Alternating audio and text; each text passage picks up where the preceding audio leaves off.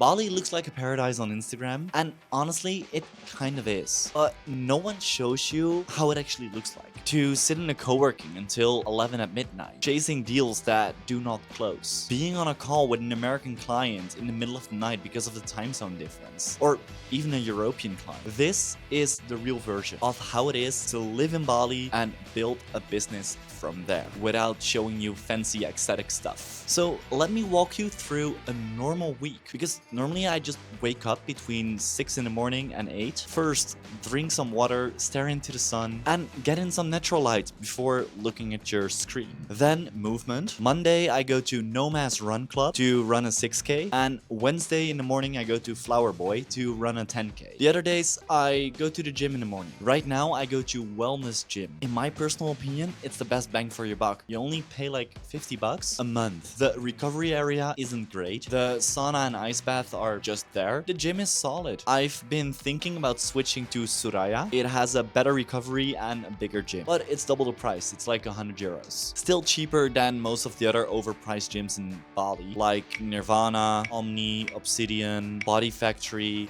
Reload, that's the newest one, where you're paying between 160 euros and 200 euros a month. After the workout, food and coffee. I either make my own coffee at home because of my amazing portable coffee maker, or I go to Negrita to have a coffee there with some delicious protein pancakes. Sometimes after the gym I just go to Warung Sika for some chicken and rice, because honestly you only pay like 2 to 3 euros for an entire plate there. Then I'm heading towards the co-work, B-work, where I'm recording this right now as well. And that's where I spend my time 6 to 7 days a week. I arrive somewhere between 9:30 and midday, depending on the morning, because when I had a run club, I most often are done with my workout earlier, except Mondays, then I do a double workout. Lunch is either at Negrita, they have a dish called the Thai Boy Beefy, which is amazing, or a gisha, which is some chicken teriyaki, rice, broccoli, all you need. Or I go to Revolver. They have really good coffee, and their breakfast burrito, it's a bit dirty, but it's so delicious. Then back to work, sometimes until 8, sometimes until 11. Depends on when I arrive and what needs to get done. In the evening, well, honestly, I skip dinner a lot of times. In the evening, if I don't skip dinner, which I also do quite sometimes, I go to Meat Emporium, Negrita. I recently discovered Motion Cafe,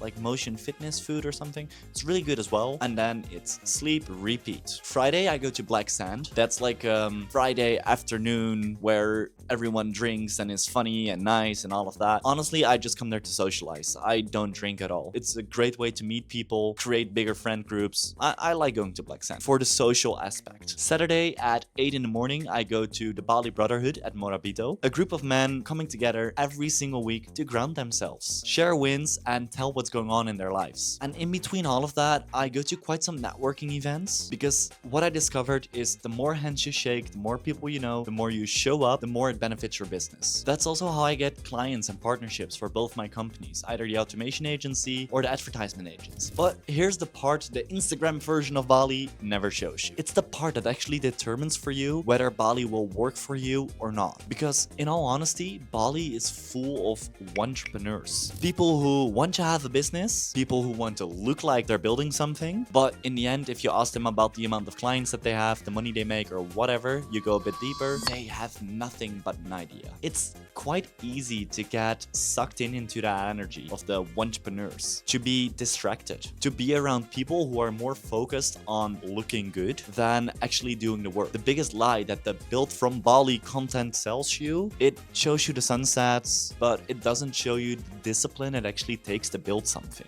The sitting in a co-working until late and having the late nights there, while everyone is heading to a rooftop bar for a nice sunset, or having a drink at this new awesome cafe, or going to the gym 3 times a day. Your surroundings here matter more than anywhere else where I lived, because it's even easier to get distracted if you put yourself in the wrong environment. Then there's also the practical stuff that nobody factors in. The time zones are quite brutal. One of my business partners is in Brazil right now. I have American clients, I have clients in Europe. Sometimes I have a call at the late Dutch time, and late Dutch time in Bali is 11 o'clock in the evening or 1 o'clock. And the bad days, they never go away. You still miss out on deals. Clients still stop job if you don't put in the right work. You still have the moments where you need to push through and sacrifice some sleep to get things done. Business as usual, just with a different background. Also, people romanticize the cost of living in Bali without understanding what it actually costs you. Not just financially, but also the energy. Yes, you don't cook, you don't clean, you don't do laundry. That frees up a significant amount of mental RAM that goes straight back into business. But there are real downsides too. There are a lot of toxic people. You have to be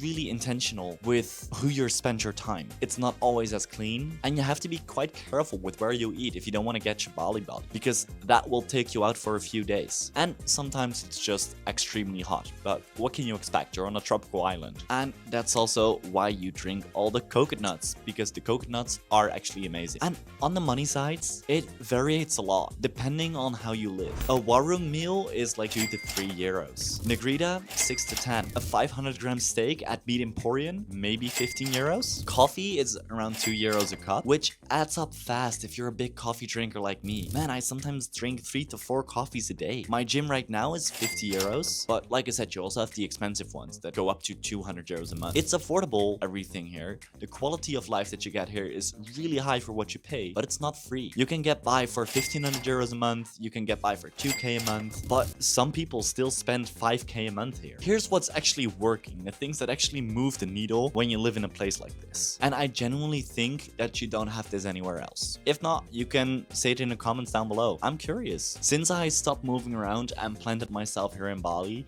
things have compounded. I've built a real pipeline of potential clients and prospects through showing up to events, closed the deal, built some genuinely interesting long-term partnerships that are still in development. The brotherhood and the network around me here, it keeps me teaching things about myself and about business. Those lessons I honestly wasn't getting anywhere else. It's direct feedback from my surroundings that I've created for myself right here in Bali. And the last 3 weeks especially, I found a routine where I created some really good momentum that I haven't had for a long time. And honestly, once that momentum is built, it's quite addictive. Good habits stack on top of good habits. The good days here remind me exactly of why I wanted to be here. They're not always big wins. Sometimes it's being packed with calls and being completely destroyed at a workout, but most often it's also small moments, like some nice deep conversations that you got into with a stranger, riding my bike in the heat and enjoying the little breeze while the sun is shining bright, watching the sunset with friends. Those little moments don't make it always into someone's content, but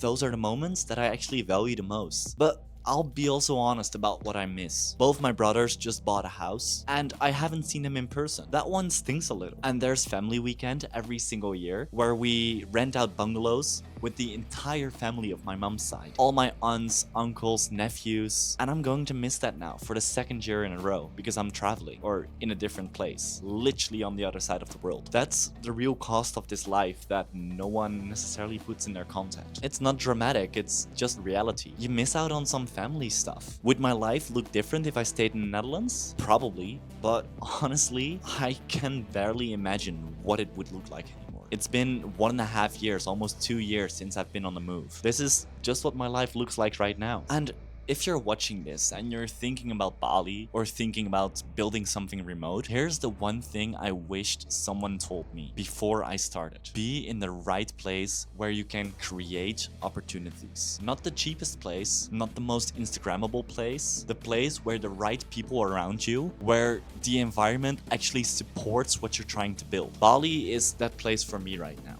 Every upside has its downside, and no place is perfect. But if you put yourself in the right environment, with the right people, the right routines, and the right focus, the work will start compounding in a way that feels slowly at first. And then suddenly, everything happens very fast. It takes years to become an overnight success. That is what's happening here. Subscribe to follow this entire journey. The building, the bad days, the good days, the wins, and everything in between. I also have a second channel where I only talk about business stuff and the things I do for my clients that you can find right here. And if you like this video, I'm almost 100% certain that you'll love this video right here as well.